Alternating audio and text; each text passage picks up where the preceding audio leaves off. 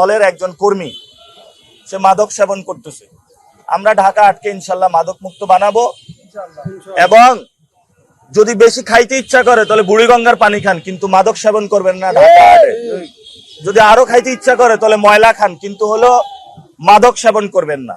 আমরা মাদকের বিরুদ্ধে ইনশাল্লাহ যুদ্ধ ঘোষণা করলাম। আচ্ছা, উনি ফরেন খায় তো কর্মীদেরকে বাংলা দেয় কেন? কর্মীদেরকে ফরেন দিবে, আর ফরেন না দিলে আমরা বলবো যে এসব ঢাকা আটে চলবে না। ইলেকশনের টাইমে আসলে কারো হাতে অস্ত্র দেয়, কারো হাতে মাদক দেয়। মাদক অস্ত্র এগুলা থেকে ঢাকা আটবাসীকে বলবো আপনারা 12 তারিখে মাদক এবং অস্ত্রের বিরুদ্ধে ভোট দিবেন। এবং যথেষ্ট সন্ত্রাসী কার্যক্রম হয়েছে, আমরা সহ্য করব না। আমাদেরকে নাকি হুমকি পাচ্ছি, বিভিন্ন জায়গায় গোয়েন্দা রিপোর্ট আসতেছে, জনগণ থেকে রিপোর্ট আসতেছে, আমাদেরকে নাকি মাইট দেওয়া হবে। এবার আসুন ইনশাল্লাহ শক্ত হাতে প্রতিরোধ করবো ইনশাল্লাহ। হাবিবুল্লাহ বাহারে মার খেয়ে এসেছি, এবার মাইট দিব ইনশাল্লাহ, কারণ বারবার তো খাইতে পারবো না, তাহলে তো মারা যাব। এবার কিছু দিব উত্তম মাধ্যম ইনশাল্লাহ।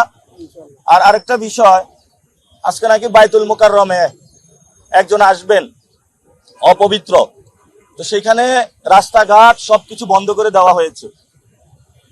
এটা কি প্রাইম মিনিস্টার নাকি জমিদারি এলাকা?